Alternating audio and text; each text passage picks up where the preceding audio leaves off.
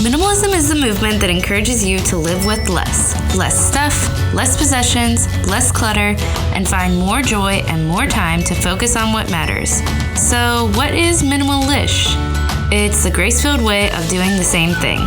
Sustainable, realistic minimalism that actually makes sense for your life. The Minimalist Podcast is here to help you make life lighter, realistically. I'm your host, Desiree, and my passion is to help you create room for what matters to you by cutting the clutter and excess stuff in your home and your life. It's not just about decluttering and having a tidy home, but about how having less stuff will give you more time and more space to focus on creating the life you actually want to live. We'll talk about topics of minimalism, motherhood, simple, intentional living, and everything in between here on the show each week. Let's walk towards simple together.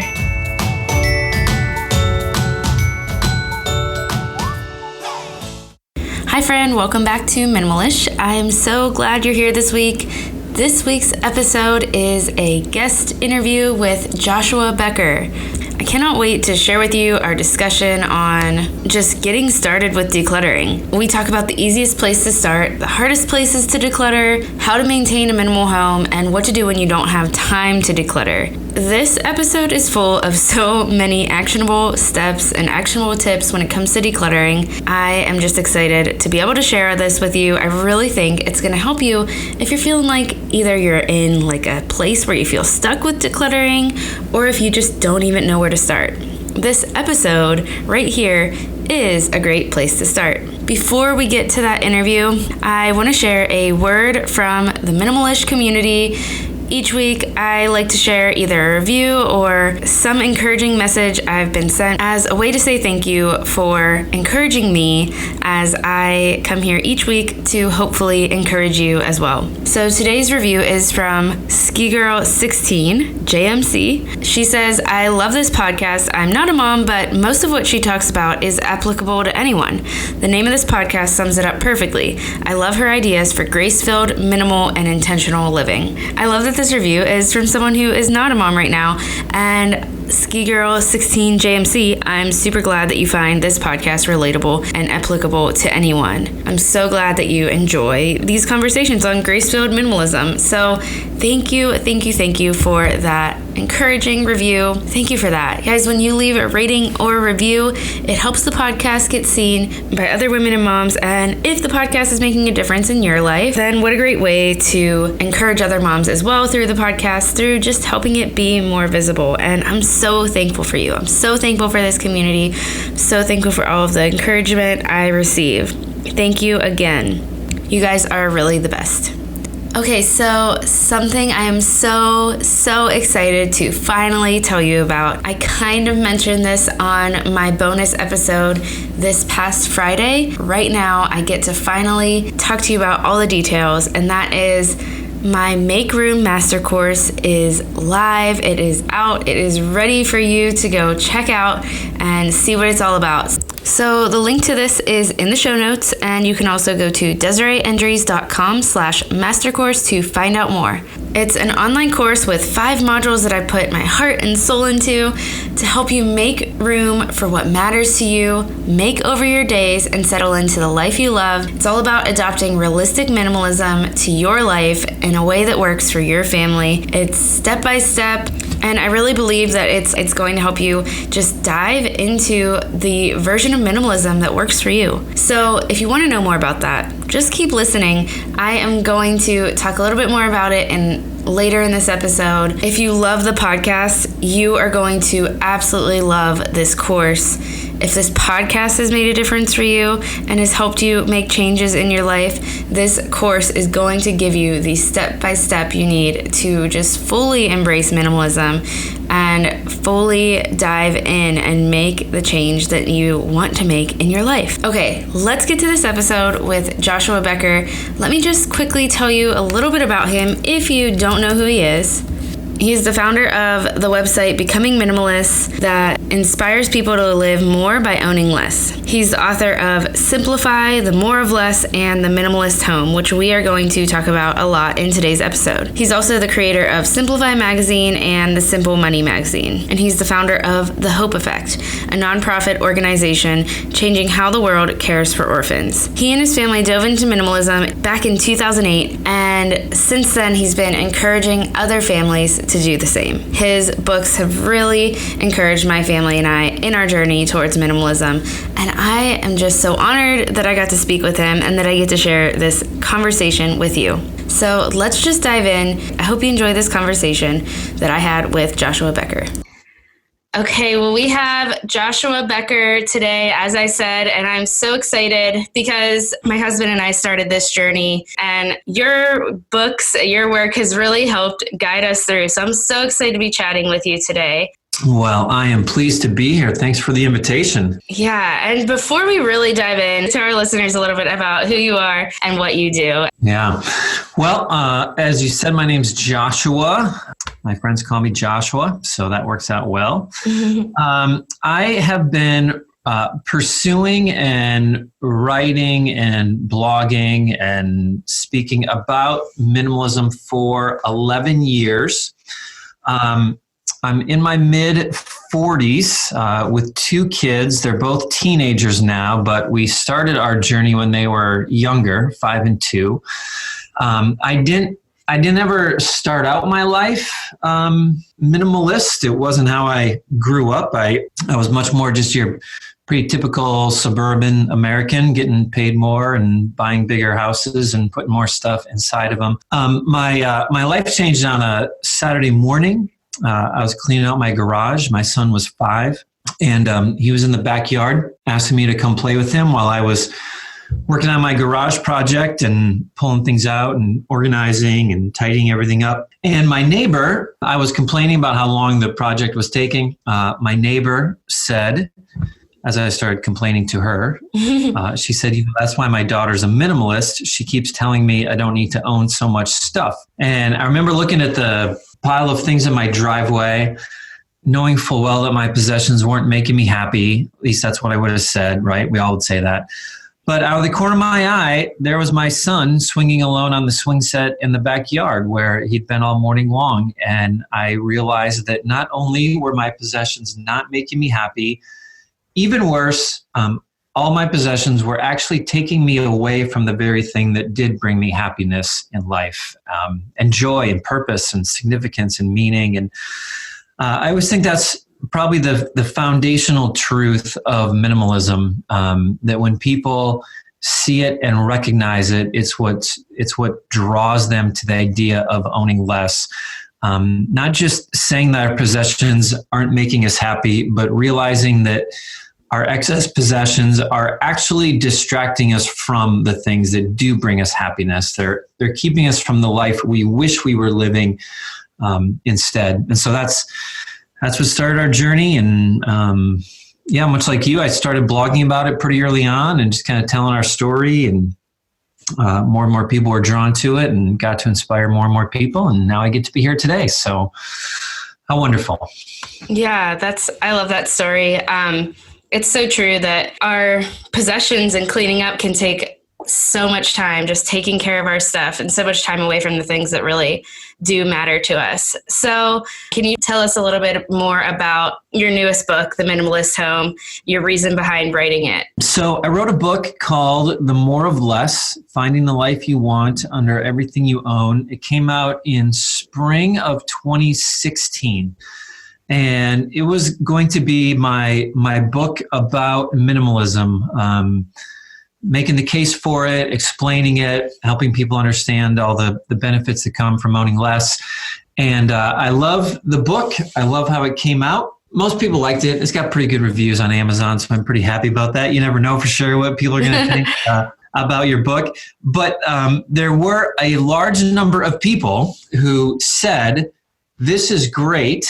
I'm in, like, this makes sense to me. I want to own less, but how do I do it? How do I get there? Like, can you practically walk me through my home, especially because I have a family, and I don't know how they're going to respond to it. And it was interesting to me, those, just a little bit behind the scenes, the number of those comments that I received surprised me, because my neighbor introduced me to minimalism, and like, that was all I needed. Like, I'm in, like, how am I going to figure this out, and how am I going to get through the house, and what am I going to get rid of, and what am I going to keep? And I kind of liked figuring it out for myself, how I was going to implement it in my life. But the more I thought about it, the more I thought to myself, it really would have been helpful to have a book to look back on, and someone who's done this before, and this worked really well and this didn't work, and have someone who could kind of mentor me through the process a little bit. So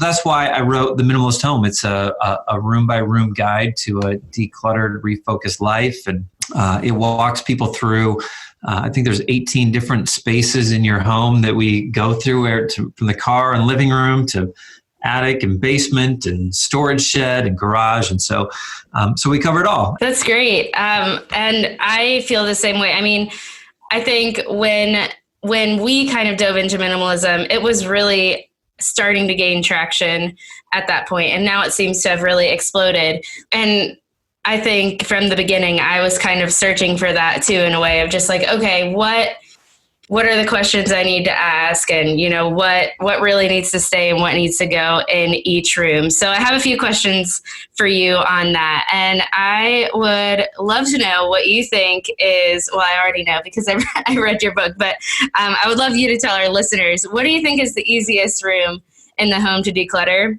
for the average person? Yeah, the book encourages people to work through their home, easiest to hardest, starting with the most lived in areas first. A lot of times when people hear minimalism, they hear owning less, and they're drawn to it, but their mind tends to run to like the hardest thing that they would ever have to get rid of. Okay, this is great, but how would I ever get rid of my books? Or how would I ever get rid of my yarn stash? Or how would I ever get rid of my sentimental items? Like, how would I ever get rid of my hobby, camping, outdoor gear? Like, we tend to think of the hardest thing that we would ever have to get rid of. Or people go home and they start in like the garage or the basement, like they start in these really cluttered spaces. And when they do that, they tend to get very frustrated pretty early on, because you can spend an hour and a half taking things out of the garage and not see any difference in your garage whatsoever. And so people are like, oh gosh, they just give up before they see any progress. And so the book takes a different approach, and it says, rather than starting in the hardest places in your home, let's start in the easiest spaces that you live in, so you can complete a room and you can enjoy the benefits of that room. You can see how owning less is improving your life right away, and then use that motivation to go tackle the next hardest space in your home. And so usually I think a car, like your car, is a great place for people to get started. You usually can get rid of, like, you can do your car in like 10 minutes and just put everything in a bag that doesn't need to be there and take it out of your car. And then the next time you sit down in your car, it feels like so much better to not have a little rubber ball running around in the back, or, a bunch of empty water bottles or pens, whatever it might be. It just feels very nice. And you're like, this feels great. What else? Where else can I do this? And so I usually refer people to their living room next, because that was the next space that we did. And for most people, it is the next easiest lived in space. There's usually some decorations that people don't want, and there's like an entertainment unit that needs to be, maybe there's a stack of books or magazines, or some things have ended up in the living room that shouldn't be there, like toys or tools or whatever it might be. For most people, I think they can accomplish the living room It's not true in every case. I think a lot of people who live in small apartments, their living room tends to be a place where they end up storing boxes of things and have a lot of stuff that end up going there. But for most people, I think a living room is a good place to get started next. And then I usually say like bedroom, bathrooms, closets, those tend to be the easy. And then kitchen, office, garage, attic, like those things come towards the end when you built up that muscle a little bit. Yeah, I like that. We had a really open concept home when we started. So we kind of did start in the living areas in general. But it's funny that you talk about the car, because I've always been like a cluttered car person. And I just recently finally tackled that. Is like minimalism was something that was in my entire, like seeping through my entire life, except for my car. and it's been such a change since, but yeah. The living room is great. I mean, I remember doing my living room and like sitting down, and I wish I could remember how long it took. Half an hour, 45 minutes, maybe. And it wasn't like I had to know exactly like what charity these things are going to and what am I selling, what I'm going to get rid of. Like literally it was, I just took a box and I just put things inside the box that I didn't want in my living room anymore and just moved them out to the basement until I, did find where to take them eventually. But like sitting down in the living room at the end of the day, it just felt so calm and peaceful, and like cleaning up the living room at the end of the day became like a 45-second job. Like it used to take forever to put everything away, but it's like energy was able to flow in the room, and like, man, I really like this minimalism thing in my home. It feels so much better than having clutter everywhere. If you've wanted to know more about the Make Room Master Course, I'm going to tell you a little bit about it right now. If you feel like you are always cleaning up, but your home is never actually clean, if you feel like you're overwhelmed with your home or your life and you're drowning with too many commitments and too much to do, this course is for you. If you want to declutter, but you don't know where to start, or you don't even know how to enjoy motherhood, but you wish you did, if you're burned out and you're tired and you feel like there's got to be something more, or at least you hope so, friend, I made this for you because I have been there, and finding a realistic version of minimalism that works for me and my family has been a huge way that I have come out of this overwhelm and exhaustion. So if you want to know what the Make Room course is, it's an online course with 5 modules and 25 plus audio and video lessons to help you make room for what matters, make over your days, and settle into the life that you love. The first round of this course is going to include the accountability of a Facebook group for 4 weeks as we go through the 4 main modules together, and it's going to include a live group coaching session and Q&A session per week where you can ask any and all questions included. So that's 4 group coaching sessions total. This course is created to help you live more joyfully, to help you live with less so that you can have room for what matters to you, whether it's in your schedule or in your home. This course takes minimalism way past just decluttering, because that's not what it's all about, and that's not what it has been all about for me. The real change has come with applying minimalism to my days and my schedule and to my mindset, and I really want to help you make these essential shifts. If you're interested in things that I talk about on this podcast, if you enjoy the show from week to week, friend, you are going to love this course. And I just fully believe in everything that I've put into this course, and I cannot wait to see you in there. You can find the link to get there in the show notes, or you can go to DesireeEndries.com/mastercourse. All right, let's get back to the show. Okay, so when it comes to kind of talking about from easiest to most difficult, let's go to the other end of the spectrum. What do you think the most difficult room in the house is, I guess, for the average person again? And could you give some pointers and tips on tackling those like harder spaces, or I guess even just like harder items? Yeah. The hard spaces tend to be the larger ones, the basement, the garage. Actually, the home office can be difficult just because there's so much paper involved. Quick tip for paper. If you can find that piece of paper online, you don't need to keep a paper copy of it. So like bills and credit card statements and all that stuff that people hold on to, if you can find it online, for starters, you can get rid of it. So that takes a big chunk for a lot of people. But for like some of these larger spaces, basements and garages and attics, I think it is helpful to start with large items that can be removed. When you think of your garage, when you think of your basement, like there are usually just large items. When we first started, my daughter was 2 and my son was 5. And so we had just come out of that baby stage. We weren't going to have any more children. And so there was like a high chair and a crib and like the little jumper bouncy thing that kids jump in, and there was a piano actually down there as well, but they were large items. And when you get rid of the large items first, you can see the difference occurring in the room.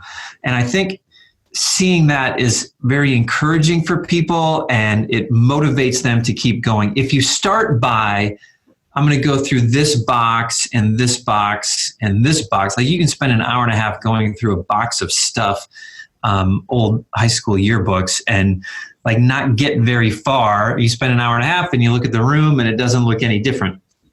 But if you take out the piano, like right away, you can walk in. You can like, okay, I'm making progress. I can do it. And so doing some of those large items, I think, is always helpful at the beginning.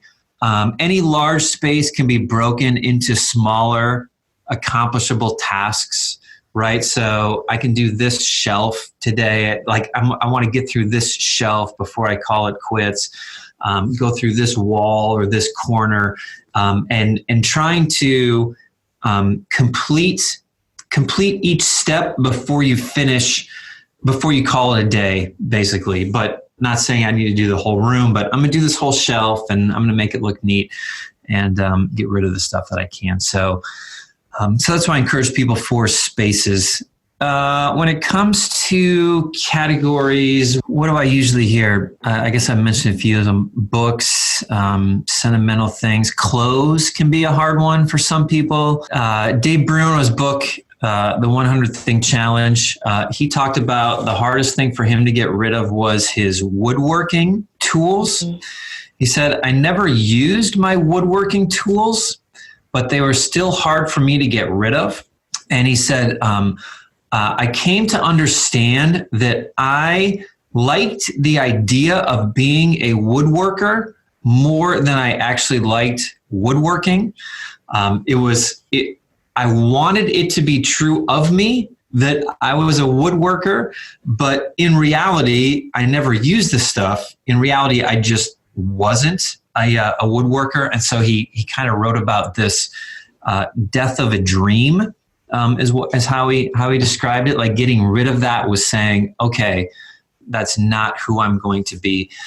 And so there can be those types of things in a person's life where they realize they've always wanted to be a type of person, but they're just not. I always think once you get rid of that fantasy version of yourself, you're able to fully live more in who you actually are. So it's actually a good thing to do that. But number one, I tell people, like I said earlier, you don't start at these things. You don't start with your books and you don't start with your sentimental items. You start with your clothes. If those are the hard things for you to get rid of, start in easier spaces, easier places.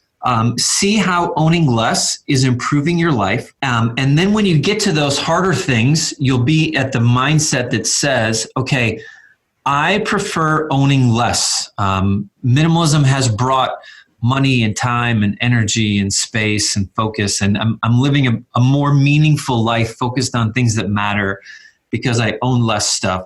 So how can I apply these principles in this specific area? And people, I think, tend to find what they need once they can see the benefit of owning less. One trick is to cut it in half. I usually say, like, can you cut your book collection in half? Can you cut your sentimental items in half?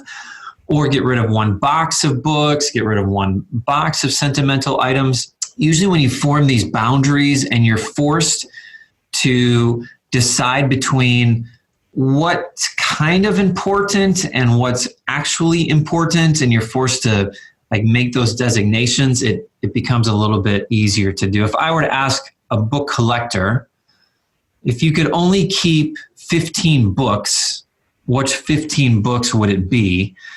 It might be very difficult for them, but suddenly they have, okay, these are the ones that I really love the most. And now that you mention it, some of these over here, they're not nearly as important as this group right here.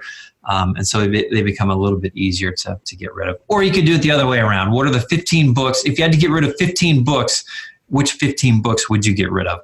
And that type of mindset tends to help us see a little bit better which things we were holding on to because we thought we had space and which things are actually meaningful to us. Yeah.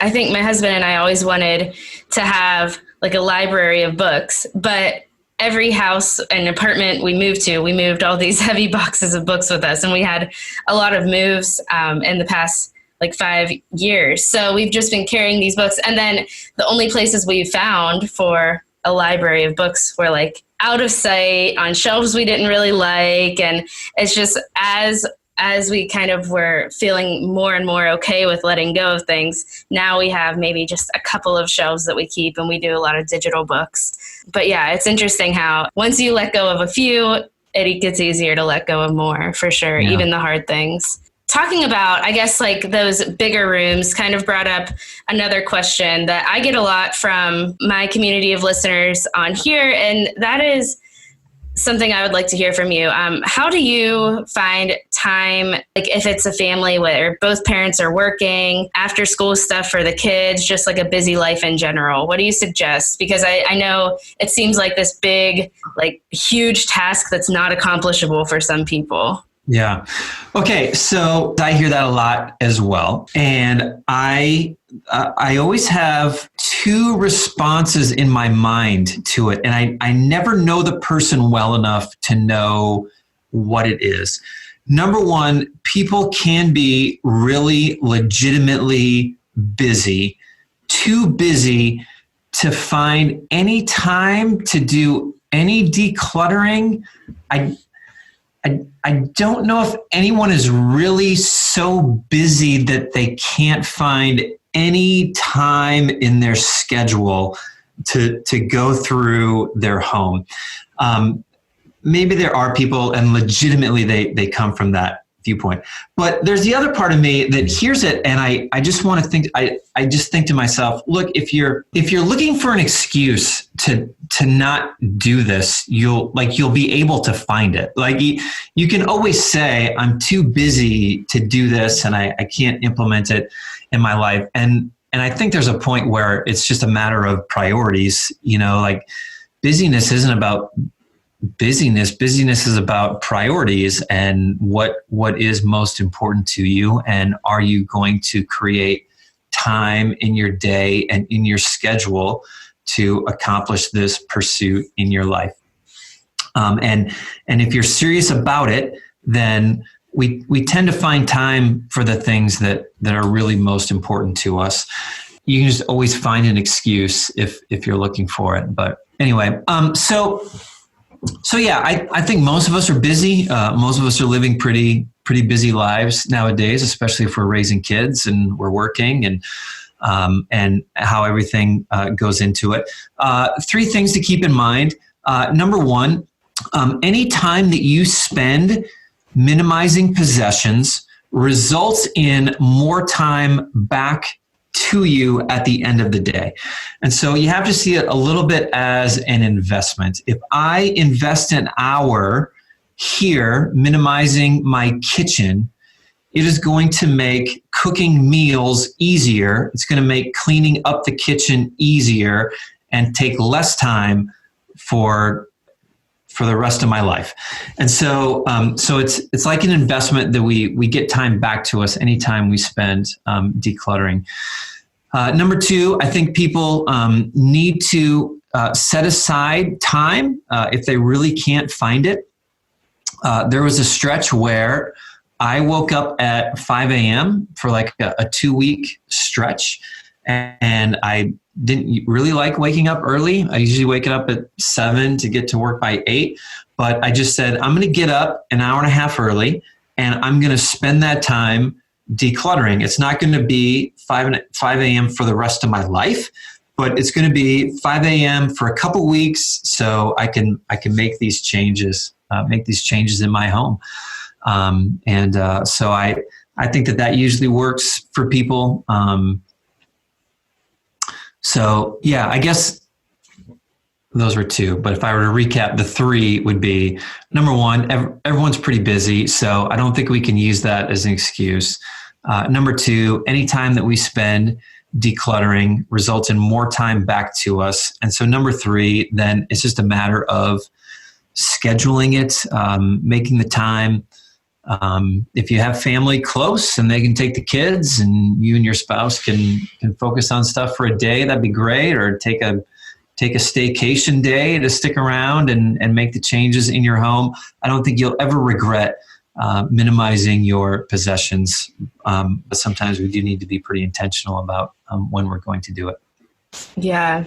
People, I think, just automatically think I think decluttering is fun because I talk about it sometimes, and I'm like, I don't think it's fun, but I think it's worth it. You know, I don't love doing it, but it's important, and I've seen how much value it's given my life by putting less value, I guess, on my stuff. I think one other thing I should mention is I think also if you want to minimize, you want to own less. It's helpful to think in terms of, okay, how long do I want this process to take? Because if you're really busy and you're like, well, I can scratch out 10 minutes a day to declutter, how long is it going to take you to get through your home at 10 minutes a day? Like, you don't want to be decluttering for the rest of your life.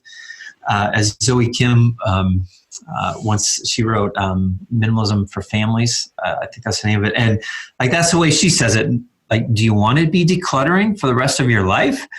Probably not, you know? So just make this a season of life where you're going to focus on it. And then once you get it down to a more manageable state, it's much easier going forward after you've made the big changes. Yeah, for sure. How long did it take you to go through your house in the beginning? Good question. I delineate into 3 different time frames. It took about 3 to 4 months for us to go through like the lived in areas of our home. So living room and kitchen and bedrooms and bathrooms, like 3 months to get through most of the spaces where we lived our lives. 9 months, if you want to count in the basement and the shed in the backyard at the time and the garage, like 9 months if you want to count those bigger spaces. And then we moved into a smaller home 3 years later, and we got rid of even more stuff when we moved into a smaller house. So 3 months for the lived-in areas, 9 months if you count the whole 4-bedroom, 3-bathroom home, and then lo and behold, there was even more to get rid of. We discovered when we had less space in the new home. Yeah, that's where we did that. We downsized a few months after, really, and it was kind of minimalism allowed us to make that choice. I think we realized like we don't need all this space, but we were able to get rid of even more stuff. So I do want to talk to you actually about maintenance, because I know that's something that you talk about in your book. What does that look like? What does it look like to maintain? And that's a question I've gotten a lot as well, is I guess, how do I not reaccumulate and find myself in this again? So what do you suggest? So 2 thoughts.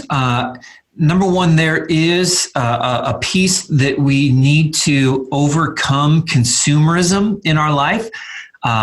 There are countless books on the shelf about how to declutter your home. There aren't very many books about how to stop shopping. Like, what's the mindset that we need in order to overcome that? And it's different. I think it's different. There are a lot of people who want to declutter their home who don't necessarily want to change their shopping habits as well. It requires a different thought process of, I think, appreciating, owning less, seeing the benefits of it, seeing how it's allowed your life to focus on more meaningful things, and then just beginning to know that you're looking for happiness in different places and that you're finding it in more fulfilling spots. When we start to see that, our money can be used for really positive change in the world as opposed to just buying a bigger screen television, I think that helps us overcome consumerism. But even if that's done, there is still a reality, especially when you have a family and especially when you have kids, that things just continue to come into the home and things continue to accumulate. And having some sort of system in place to remove unnecessary possessions is helpful. Whether it's a time of the year, every spring, you go back through and make adjustments. I have found that, so I've been doing this for 11 years now, and like, I just get to a point where I kind of feel like a space has become too cluttered. I don't know how all these clothes got in my closet, but they just seem to multiply, and it just feels like there's more than need to be there, or the kitchen, the pantry closet, or the drawers, or one of my kids' rooms, or the garage. It just seems like things slowly accumulate, and being able to recognize that and saying, okay, it's time to go back through this space and remind ourselves of what we can get rid of and what we can keep. And with kids, it's different because they like seasons change and they grow, and like their seasons of life change, and they get into different hobbies and different passions and different clothes sizes. And so like they're changing so much, being able to go back through.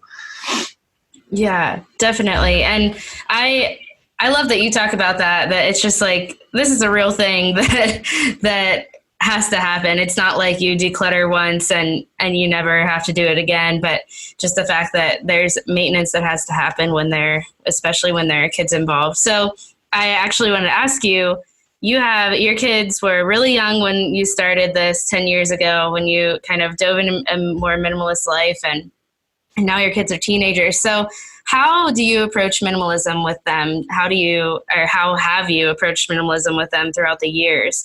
And are they do they have those values, or I guess have you raised them with those values? What does that look like? Yes, I've tried to raise them with these values, and I've tried to raise them in the same way that you would want to pass on any value to your kids, right? We want them to be hardworking. We want them to be selfless and kind and justice-minded, and faith is important to me, and so I want them to have faith. And so, like, how do you pass on any value to your kids? You talk about why it's important, right? You look for teachable opportunities in their life. You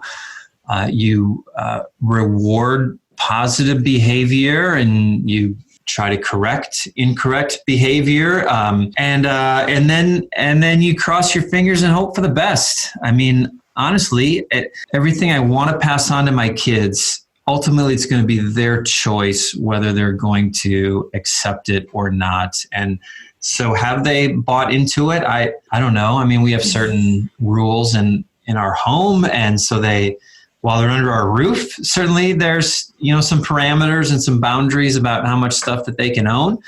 I know that they've always seen it and they can always come back to it. I don't think there's any lasting joy in buying a bunch of stuff we don't need. I'm a big fan of over-explaining to my kids. I think anything that we're doing in life, any decision we make in life, we should be able to explain to our kids why that's the decision that we've made. And so even when my children were young, I'm like, hey, this is why we're doing this. We're we're using our money to support these causes. We got to go on this trip because we didn't spend money on a bunch of clothes and stuff that we didn't need and toys that we didn't need. We're able to do these types of things instead. We want to spend less time cleaning and organizing and spending more time together as a family, helping them see how it has affecting their life, I think is super helpful. Yeah, that's great.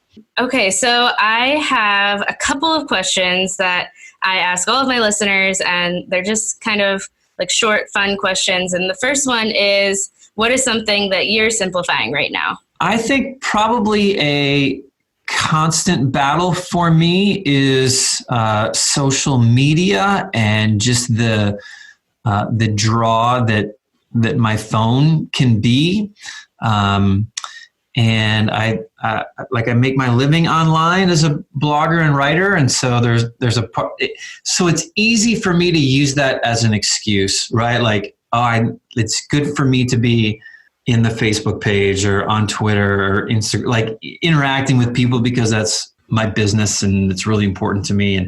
But I think keeping that in check and focusing on life right in front of me is always a constant struggle for me. So that is where I know I need to constantly be very intentional about my use of social media. Yeah, I can agree with that. That's something I've also been trying to simplify.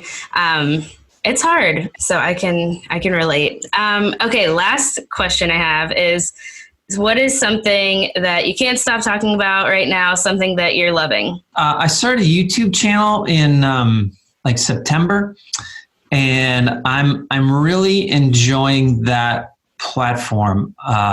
Starting in September of 2018 does not put me as an early adopter onto the YouTube platform in any stretch, but I've enjoyed doing it, and I always kind of like the what works online and what reaches people, and how do people respond when I do things a certain way, and what's the best way to inspire people. And so it's still new enough to me that in terms of, how am I going to do this well, and how can I make a difference on this platform? So the YouTube. Yeah. That's fun. I didn't know you had a YouTube channel. I'll have to check that out. And is it good that I said the one thing I need to be simplifying is social media? And the one thing I'm loving is the YouTube channel. I mean, a problem. Yes. It has to be something that you enjoy to keep doing it, but at the same time, how do you simplify it? It's good. So where are some other places where our listeners can find you? They can find you on YouTube, but where else? Becomingminimalist.com is the best place to find me. And everything I do tends to run through Becoming Minimalist specifically. So that would be the best place to find me. That'd be great. Perfect. And I will link to your newest book. I'll link to your other books as well in the show notes. And thank you so much again for this conversation. I think it's just super helpful to hear your perspective on really digging into decluttering in the home and everything else that we talked about. So thank you. I appreciate what you're doing here. Thanks so much for having me. I hope you enjoyed this interview with Joshua Becker. I feel like it was just so actionable. So I hope you are motivated to just go right now and start decluttering your home. And, I really love the concept that he mentioned about the fact that sometimes we hold on to things, and these things that we have the most trouble letting go, it's because we've somehow attached them, to our own value, or we've at least believed we were supposed to be this person that was going to need this item or going to use this item well. But it turns out we aren't that person. I think that one of my favorite parts of minimalism is that it has helped me uncover who I really am through letting go of things that I guess defined who I thought I was, or at least things that I thought added value to myself. Minimalism has been so key in just self-discovery and learning to love myself for who I am. I hope that you dig deep enough into whatever realistic version of minimalism fits you to get to that point. And if you're still at the beginning, if you're at this place where even just the thought of decluttering and letting go of things feels overwhelming, I hope this episode was helpful to you. I hope it spurred you on to get started. And if you want more support in that, just know that the Make Room Master Course, I've talked about it a lot already here. That is a great place where I can come alongside you and cheer you on and help you through step by step if that's something that you're wanting or needing. So definitely check that out. And also, check out Joshua Becker's books. They've made such a huge difference in my life, in my family's life in general. My husband really has found a lot of value in them as well. That is all I have for today's show. There is going to be another bonus episode coming on Friday. It's going to be about how to stop cleaning up all the time. So if you do feel like you're always cleaning up your house and that's like all you ever do with your life, this episode is for you. I am going to give you actionable steps towards not living that life anymore. Don't miss that one. Subscribe now so you don't. And if you enjoyed this episode, definitely screenshot it, share it with your people on Instagram. Friend, we just reached 100,000 downloads on this podcast, which is such a huge testament to all of you being a part of this community, sharing the show and allowing more moms to discover it. And I'm super thankful for you for that. So keep sharing it if it's making a difference for you. Thank you for that, and thank you for your role in this community. So until next time, let's walk towards simple together, friend.